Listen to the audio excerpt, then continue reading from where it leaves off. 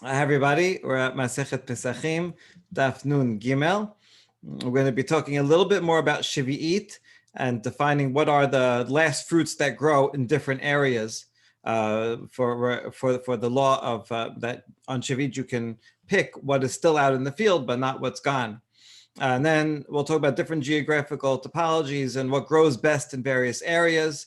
And then we get to the next Mishnah about selling animals to non-Jews. The next part of the Mishnah talks about roasting meat on Passover post-destruction, different customs regarding that.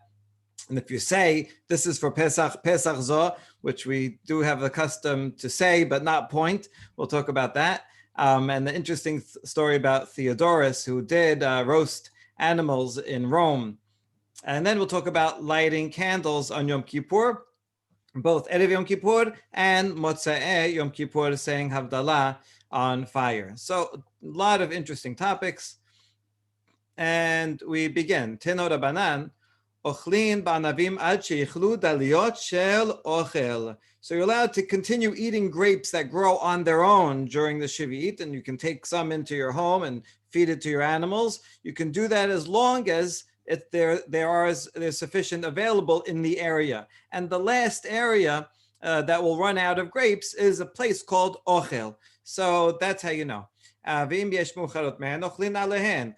just a general rule. But actually, if there's some other place that still has lots of grapes, then you can continue eating grapes, even if you're not near that area. So the actuality is it goes by the reality on the ground. If there are still grapes somewhere, you can continue having the grapes that you collected. It's just usually Ochel, the place Ochel is the last one to go. And similarly with other things, Ochlim bazetim achich leacharon shebitkoa. So the last place to have olives is usually tekoa. And Eliezer Omer achich leacharon shel gush halav. Says no, in gush halav. Here's his tekoa, here's gush halav. They're pretty near each other, but they both have lots of dates. And what do you define in general as being nothing left? Doesn't mean there's not one or two olives left. It means that a poor person cannot find a quarter kav of olives, right? Usually a rich person will or the owner will glean the most of it. A poor person is going to look high, going to look low. And if even a poor person cannot find that much, that's when you say there is no more, even if there's one or two left.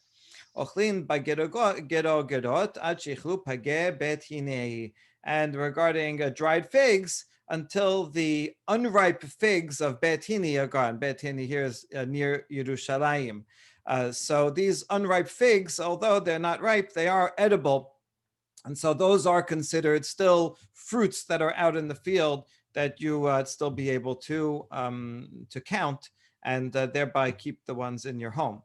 Okay, so that's the Baraita. But there's another, that's the Tanakama.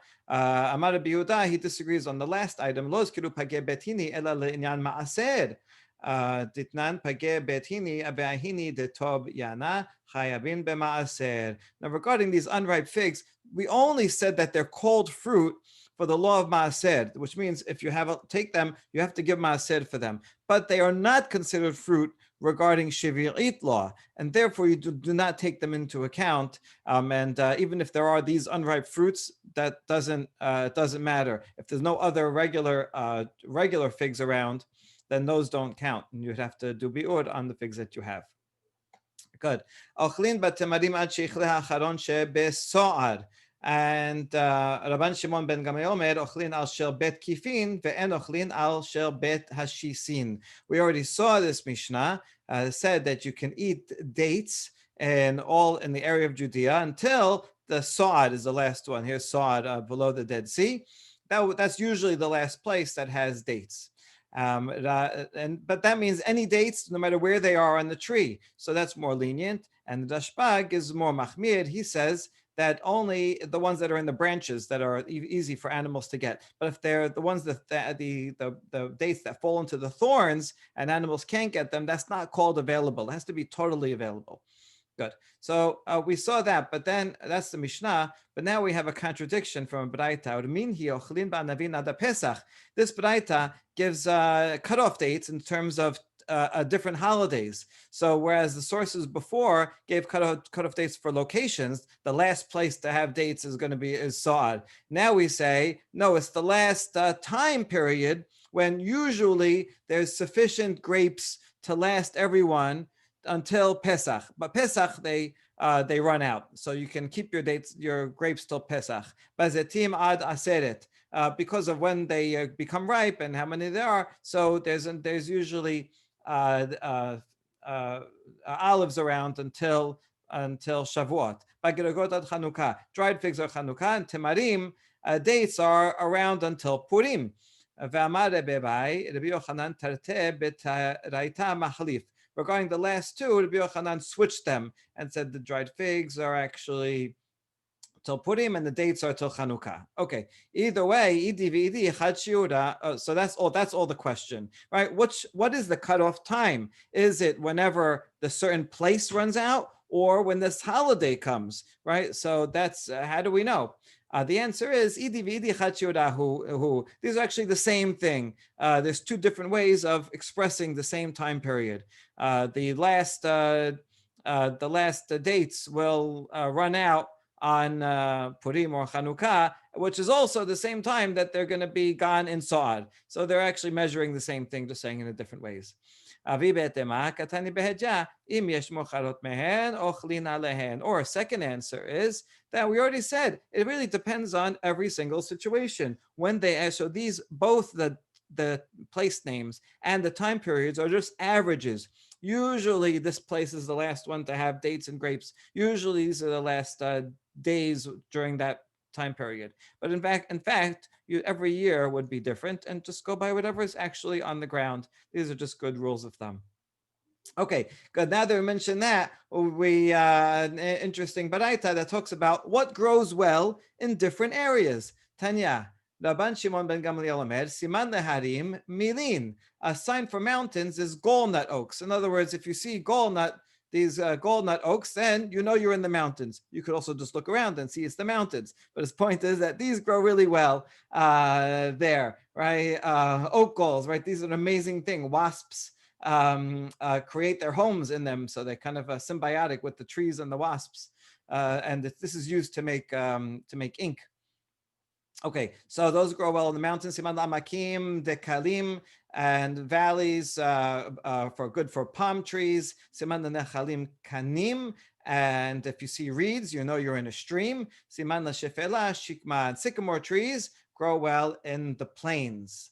Okay, there's no proof from the Torah for this, but the last one has a hint. את הכסף בירושלים כבנים ואת הארזים נתן כשקמים אשר בשפלה לרוב. Shlomo HaMelech was so rich and made everybody so rich that he made silver to be like stones. It was so plentiful, and the cedars were like sycamores. Now cedars, these big beautiful trees that came from up north, they were as abundant as sycamore trees in the plain. So here you see this pasuk that sycamore trees grow in the plain. All right, so this is a braita, it's just talking about nature, and so obviously it's not just talking about nature. If it's transmitted as a braita, it must have some legal significance too. So let's see what that legal significance is. Siman leharim milin, siman la'amakim dekalim. So regarding the first two, why do we need to say that? Nafka mina lebikurim ditnan en mivi'im bikurim ela mishivat haminim. Okay, so actually it has halachic significance, because when you bring bikurim, the first fruits, you bring them only from the 7 grains, the 7 fruits and grains that Israel is blessed with, and you bring them from the ones that grow really well. So you would not bring them from palm trees that grow in the mountains, because that's not the best place for palm trees. The palm trees grow in the valleys, so the ones in the mountains don't make nice fruit, so that's not considered significant for bikurim. And similarly, fruit that grows in the in the valleys, right? Palm trees grow well in the valleys, but not other fruits. And so those other fruits would not have to bring bikurim. So it's actually important that we know these definitions. And furthermore, siman lenechalim kanim, we know that reeds will grow well in the streams. Nafkamina lenachal etan. Okay, if someone, this is the law of egla arufa, if someone was murdered and we don't know who it is, so we take this egla, this calf, and we bring it down to a roaring stream. So which means a stream that has a rapid tide and rocks. So how do you know if something is a nahaletan? Well, if you see reeds that are growing there, then you know that's a proper stream, and you can use that for as a spot to do the egla arufa. Good. Siman shefela shikma, that sycamores grow in plains. Nafkamina lemikachu mimka. This has to do with the difference with buying and selling. If I tell you, hey, I'm going to buy land from you and I want to buy it in the plain, so then it has to be a place where there's going to be sycamore trees. You go show me a place, no sycamore. She says, no, that's not a plain. So therefore, this is important for the definition of contracts. Good. Now that we explained them all, but now that we explained the last one that has to do with definition for buying and selling, actually that reason will work for all of them. I want to buy mountains, some land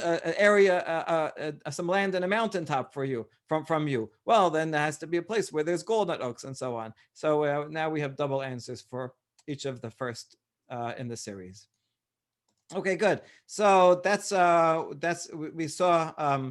We finished the topic of Sheviit, and now we're going to talk about selling animals to non-Jews and roasting meat on Passover. We're not going to discuss, the Gemara is not going to discuss animals here, but it will discuss various points on roasting meat. First, we're going to see what Rav says regarding don't say this is a Pesach zo. And then the Theodorus story, we'll come back to this in a second. Mishnah says, Makom shenahagu limkor behema daka lagoyim, mocherin. Makom shelo nahagu limkor en mocherin. The Mishnayot are all a series of different customs in different places.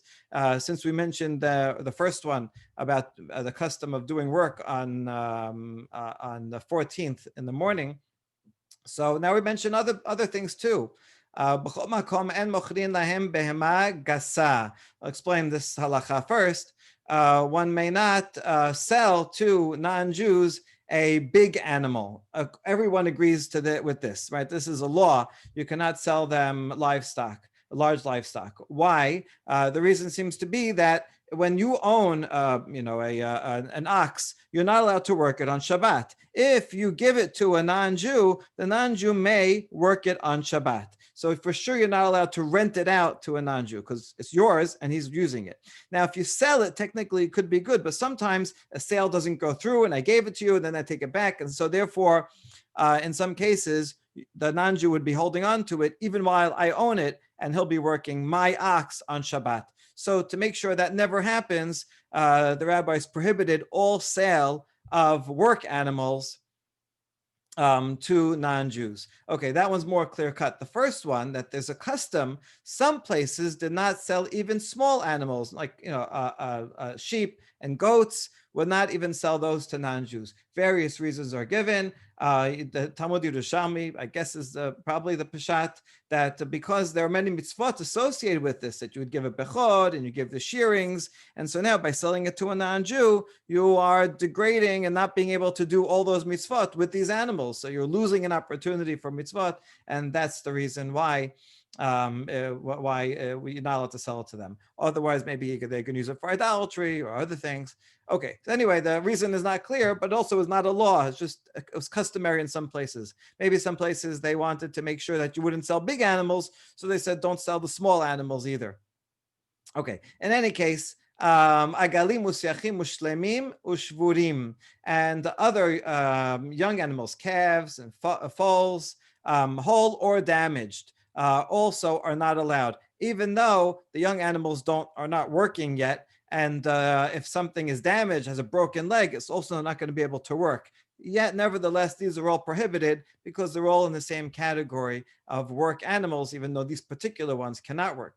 Rabbi Yehuda, however, disagrees and says if it has a broken leg, can't work now. It's never going to work. The owners are probably going to just slaughter it and eat it. So you're never going to have a problem that they're going to be working it or anything like that.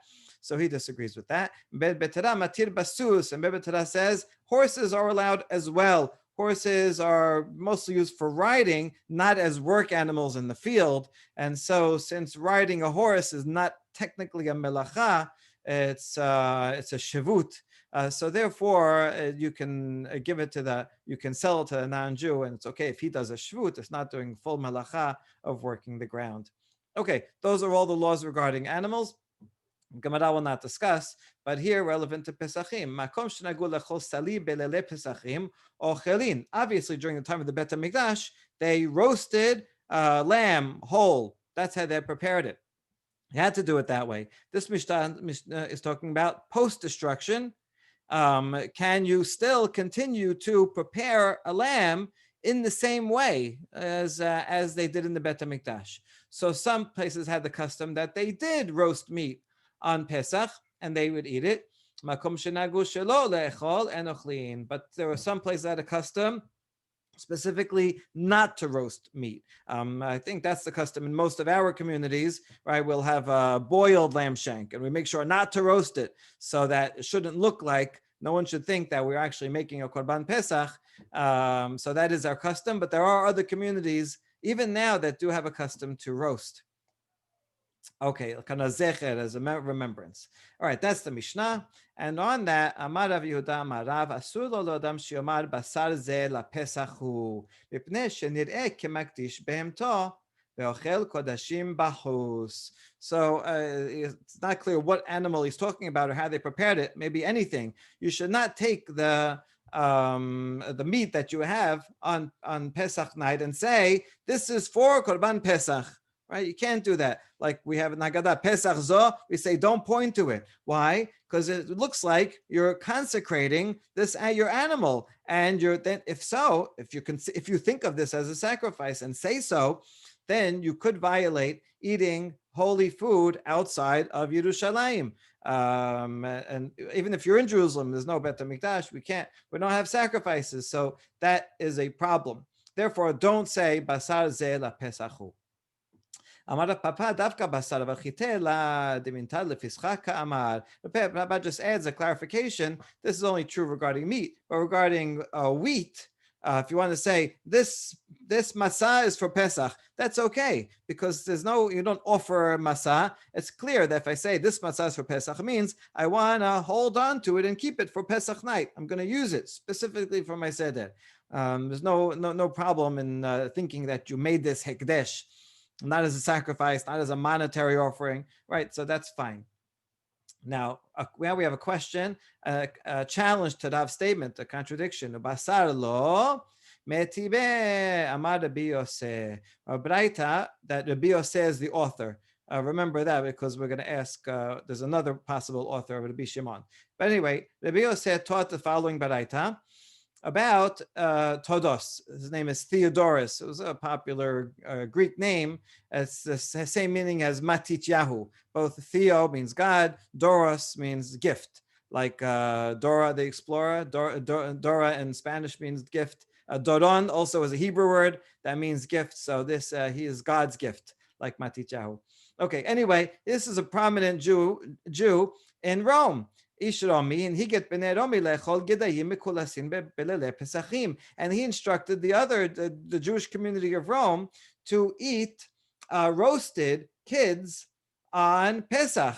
Roasted meaning fully roasted, right? Whole, not cut up. In other words, they prepare Korban Pesach with goats, the same way that was done in the time of the Bet HaMikdash.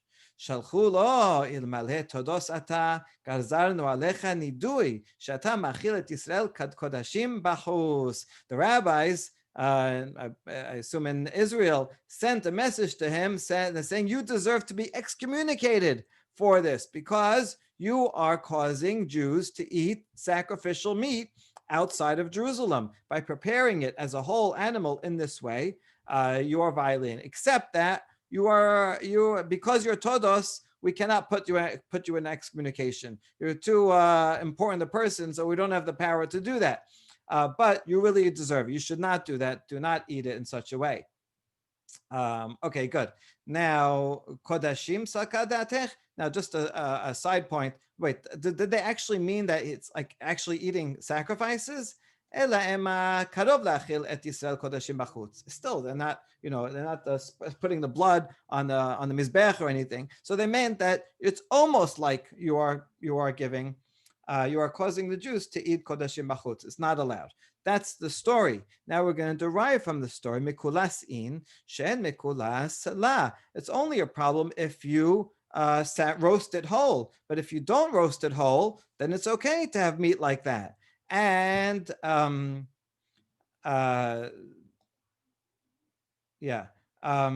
so this is a contradiction to Rav, because according to Rav, it sounded like any meat, you're not allowed to say that this is a Korban Pesach.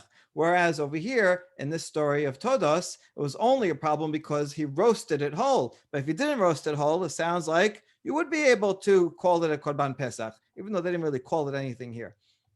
Okay, so that's the question. The answer is Amre Mikulas Lashana Amar Lashana Lo Amar. She'eno Mikulas Peresh in La Peresh La. So it's pretty easy to put all to reconcile these. If you roast a whole goat or lamb on Pesach, but for Pesach, then whether you say so or not, it's prohibited. Because you're roasting it that way, it's implicit that you are thinking of it like a Korban Pesach. So that's not allowed. It's too close to home.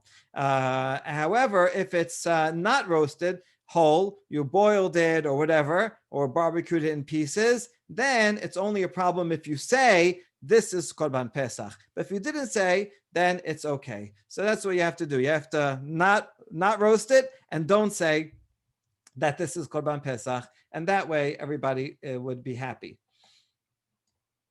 Okay, good. So now we're going to wonder who is the author of this story, together with the interpretation we said that you don't say this is Pesach. So we're going to bring in the Shimon and the Yose. They talk about their different opinions in general. Whenever you say an improper formulation regarding sacrifices, is it valid or not? Like if you say, I'm going to bring a mincha from barley. Now, there is no such thing as a mincha offering of barley. They're always of wheat. Now, if you do say, I'm going to bring a mincha of barley, so is that valid or not? So some would say it's valid because you meant something, so you said it the wrong way. You still have to bring a sacrifice of wheat because you said, I'm going to bring a sacrifice. Well, right, so there you go. Of barley, doesn't matter, you still have to bring it. Rabbi Shimon disagrees and he says, any improper formulation is null and void. You didn't say anything, don't bring anything. Rabbi Yose essentially agrees and says all the clauses in a statement that you say have to be valid. This is like when you write a contract, right? It says if any of the clauses here should be invalid, doesn't invalidate the rest of them. So Rabbi Yose doesn't agree with that. He says, right, any part of it will invalidate the whole thing, even the last part. So if you say I'm going to bring something of barley, then of barley is impossible. Therefore, you don't have to bring anything. Okay, so both the Shimon and the Yose say you need to say things correctly, except we're going to see they're slightly different from each other. Okay, let's see how this relates. We saw that this story was told by Rabbi Yose. However, Ravacha teaches in the name of Rabbi Shimon.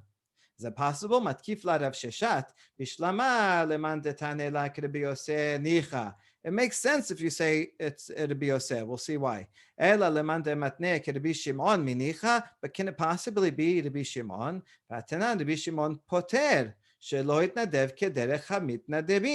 Right, in that case, when I said I'm going to offer mincha of barley, nothing. I don't have to bring anything. It's null and void because I didn't say it in the proper way, the way donors always say it. Therefore, in our case also, if I say this is going to be Korban Pesach, that's null and void because I'm saying it after I already cooked it. You can only say Zeh Korban Pesach when the animal's alive. I'm bringing it. I'm doing it the whole proper way. This is not a proper formulation after it's already cooked. So therefore, it should be null and void and shouldn't be any problem according to the Rabbi Shimon. But we said that story. They went and told Todos, don't do that. You're excommunicated because you're making Korban Pesach. Rav said, right, if you say it, if you say this is Korban Pesach, so therefore it's impossible for Rabbi Shimon to be the author of the story. All right, good. We don't answer that question. We just follow up with another question. Wait a second. If according to that logic, then is it really okay according to the Yose? Rabbi Shimon b'shitat Rabbi Yose amara. Damar af bigmar devarav adam nitpas. Rava said that Rabbi Shimon agrees with Rabbi Yose. He follows in his opinion. Rabbi Yose is the one that said you have to take even the last clause into account. If the last clause is invalid, the whole statement is invalid.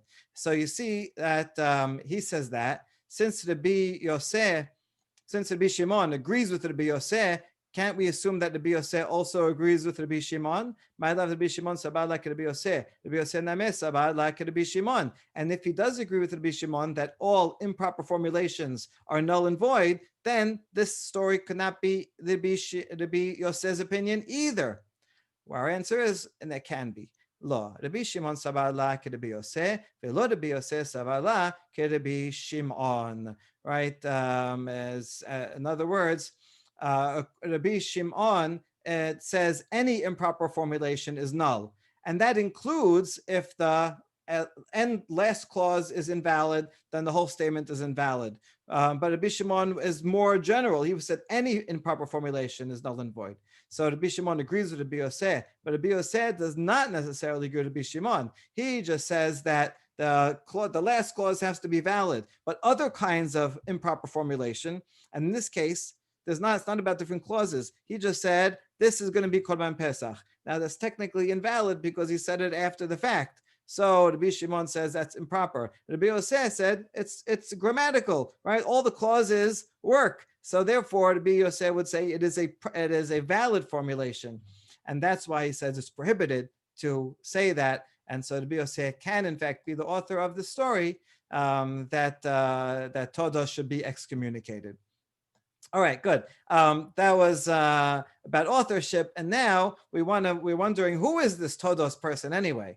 Todos ishromi gabrara bahava or bal egrofin hava? Was he a great sage, or was he a violent person, a thug? Right, one or the other. Why one or the other? The rabbis were afraid to excommunicate him. So we're wondering, did they not excommunicate him because he was a great Torah scholar? And so they said, we're not going to excommunicate him. He is, although he did something wrong in preparing Korban Pesach in this way, out of respect for his Torah, we're not going to excommunicate him. Or because they were scared of him, because he would come beat them up if they excommunicated him. So which is it? Tashema. Well, here's the story about him. Od zod darash Todos ishromi. This is something that Todos taught in public in his lecture, right? In his shiur. Okay, we're going to see what he says. That doesn't matter. Point is, he was a Torah teacher, and his teachings were recorded and recorded by the rabbis. So there you see, he was a great, important Torah teacher out there in Rome. And now we get to hear one of the derashot that he said when he was there.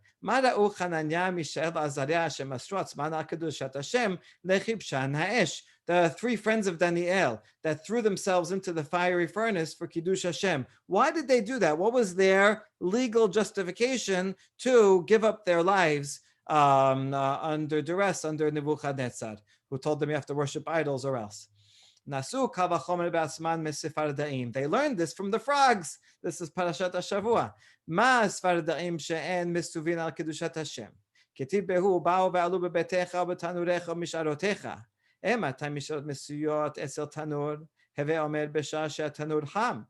Anu shemesuvin al kedushat Hashem alachat kama v'chama. So they said, look at the frogs. They are not commanded to make a kiddush Hashem. They are frogs. They have no commandments at all. And yet, look what they did. When they came up into the helms of the Egyptians, it says in the pasuk, they came to their ovens and to their kneading bowls. Now, ovens and kneading bowls. When are the kneading bowls out?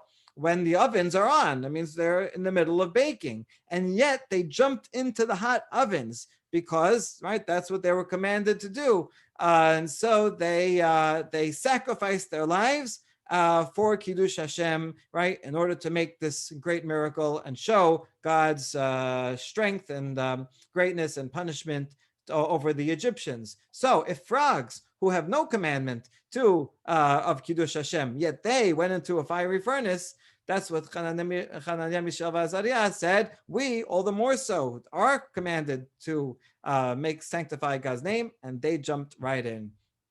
All right, good. So you see what a great sage he was. Furthermore, here's more good things he did. Yose bar Abin Amar, Matil Melai Lechish Shel Talmidei Chachamim Haya. He was a merchant, and he would take merchandise and give it to the Torah scholars, so that the scholars can go and sell them and thereby make money. In other words, he could give them charity, but as we know, the highest level of charity is to give someone a business opportunity. So that's what he did for the sages. They could go and easily sell this, make money, and have time to study.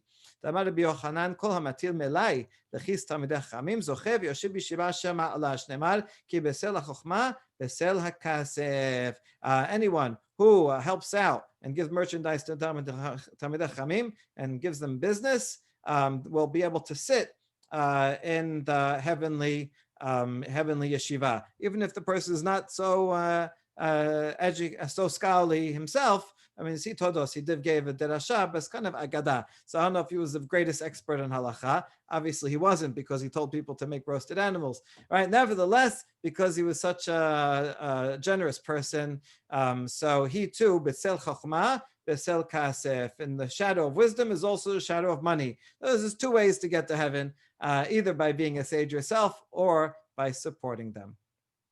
Good. So that's the story about him. And now we have a very important and relevant discussion of lighting candles, lamps, Erev Yom Kippur and Motza'e Yom Kippur, with many different customs. Makom shenagud adlik et haner beleilei Yom Kippurim madlikin. Makom shenagud shelo lehadlik and madlikin. Some places have a custom to light candles before Yom Kippur, like Friday night candles, and some places have a custom not to light them. The Syrian community's custom is to not say a beracha. Some light, some don't light. So this is exactly our custom, right? We do both. Does anybody remember what you actually do? Yom Kippur evening? I light. You light without a beracha? No, I always say a beracha. I'm not supposed to?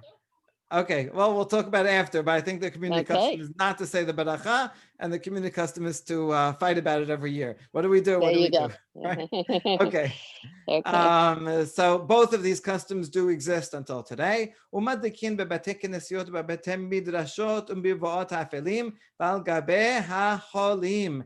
also we, besides the lights, the regular light, that the two candles you would have in your home, we do have a custom to make sure to light lamps in Bet Knesset, in Bet Midrash, in the dark hallways, dark alleys, and for the sick people, so they should all have light. In other words, because Yom Kippur, it's a special day, we want to show how sanctified it is.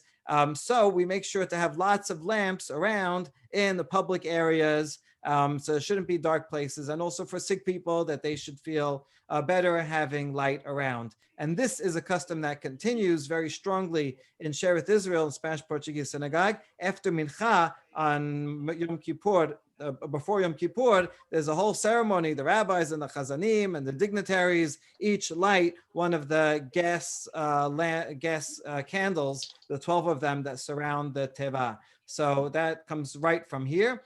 The Syrian community doesn't have that custom because we don't have gas lamps, but we do have a custom to light candles, memorial candles. Right?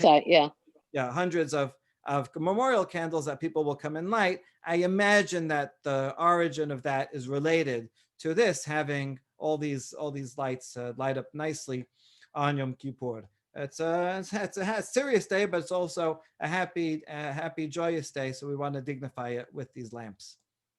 All right, good. Tana. Ben shamru lahadik, ben shamru shelo lahadik, shenehen davar echad nitkavenu. Why? What would be the reason behind lighting candles or not lighting candles? On Friday night, you light candles so that there should be shalom bayit. You eat a meal together with your family and you have extra lights. Usually, most people couldn't afford light at night, but that doesn't apply to Yom Kippur because you're not eating a meal at night. So what is the reason why you would or wouldn't? So it turns out to be the same reason for both customs. Amar Yeshua darash rabba ve'amech kolam sadikim leolam yirshu ares. He says everybody are sadikim and they will inherit the land. Ben shamru lahadik, ben shamru shelo lahadik. Shem lo nitkavenu ela ledavar echad. Whether they light or not light, they all have intention for the same thing. What is that same thing? It's to remind the people that marital intimacy is prohibited on Yom Kippur. So some people don't light, so it'll be dark, and then they won't see their spouse, and then they won't be attracted to them. Other people do light because they're not going to have intimacy unless it's dark, and now that it's light, so then they won't be together with each other. Okay, either strategy works. Two paths to the same goal. Good. Amar Rav Yehuda Amar Shmuel. And mevarchin al ha'ur ela b'motzei Shabbat. Now we're going to switch to motzei Shabbat when we say Havdalah. When we say Havdalah on Yom Kippur, do we use fire? Our custom is we do, right? We do say Borei Me'orei Esh on Yom Kippur night. But that was not the universal custom. Shmuel said, you do not say Borei Me'orei Esh on motzei. You only say it on Motzei Shabbat, because that's when fire was created. As soon as Adam Arishon was kicked out of Gan Eden, he's like, I'm going out in the dark, I need some help. So Hashem gave him a gift of fire.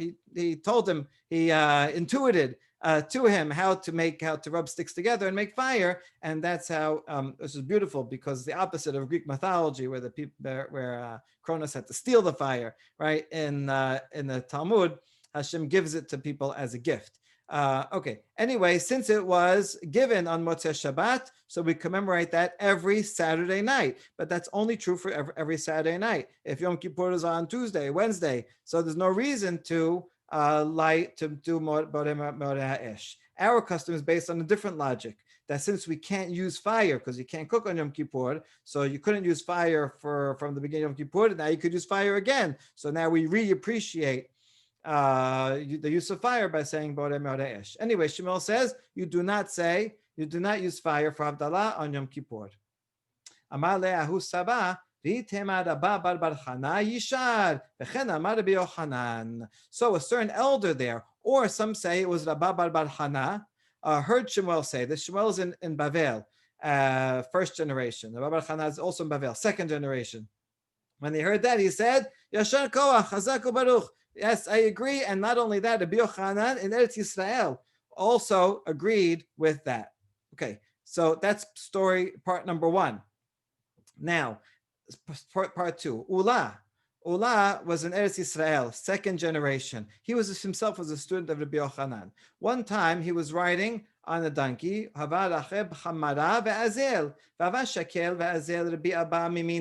while he's on the donkey, right, he's more important. So Rabbi Abba was walking on his right, but Abba bar Hana was walking on his left. Rabba bar Hana, he's the one that said Chazak u'Baruch. That's also Rabbi Yohanan said that.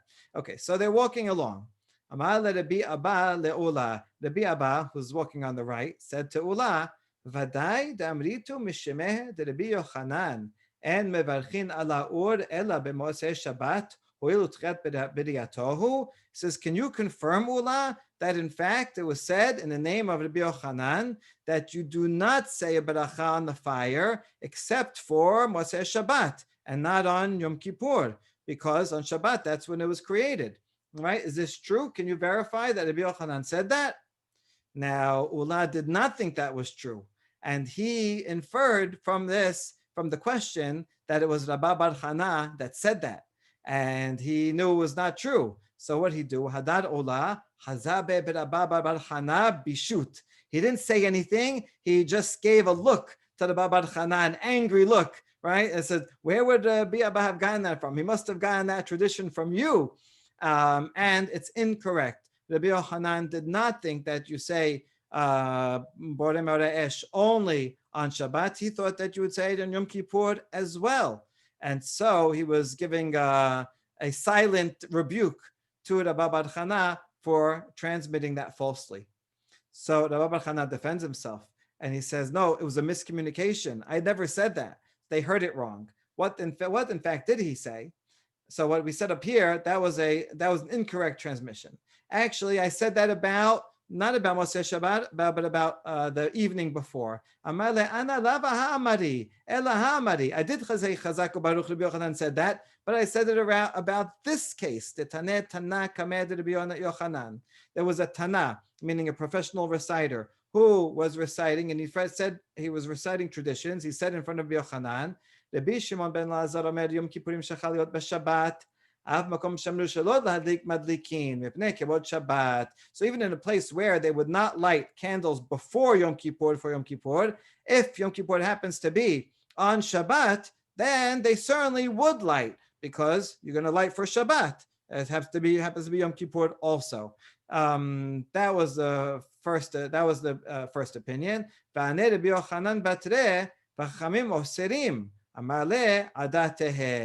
I said, when I heard that Rabbi Yohanan said that the rabbis prohibit. When the Tanakh said that, when the Tanakh said you do light on Friday night of Yom Kippur, Rabbi Yochanan heard the Tanakh say that and said that's not the universal opinion. That's only Rabbi Shimon ben Lazar. Hachamim prohibit that. And right. And so Rabbi Bar Chana says that's what I was saying, that Rabbi Yochanan, that's what I transmitted the name of Rabbi Yochanan. It was a law about the night before, not about Motza'eh. And whoever heard me must have misunderstood and misapplied what I said. So I never said that. I don't deserve your angry look. He's able to clarify that. Amaleh adatehe. And Ula said, oh, that's okay, good. Thank you for clarifying that. In fact, you're right. Rabbi Yochanan did say that statement about the night before, that we would light only if it was Friday. Everyone would light on Friday night if Yom Kippur was also on Shabbat. Rav Yosef, Ma'im Amukim, Esa Belev Ish. Regarding this story, Rav Yosef later says that counsel in the heart of man is like deep water, but a man of understanding will draw it out. Where the counsel is like in the heart of a man is like deep like water. Those Ula had a deep thought, and he only gave a glance, an angry glance at Ula. He didn't say anything. He kept it to himself. He didn't want to embarrass him. However, but a wise person will draw it out. Rabbi Bar Chana was able to infer just from his look that Ula, he recognized that Ula assumed that he was the one that said the wrong tradition, and that's why he was able to clarify it. And now we know what all the opinions are. So this is fantastic because you see all these different customs regarding Yom Kippur, and we still have these various customs until today. Of course, we do say Borei Esh on Yom Kippur evening in accordance with Rabbi Yochanan's opinion and not Shmuel's. Baruch Adonai L'olam, Amen ve'amen.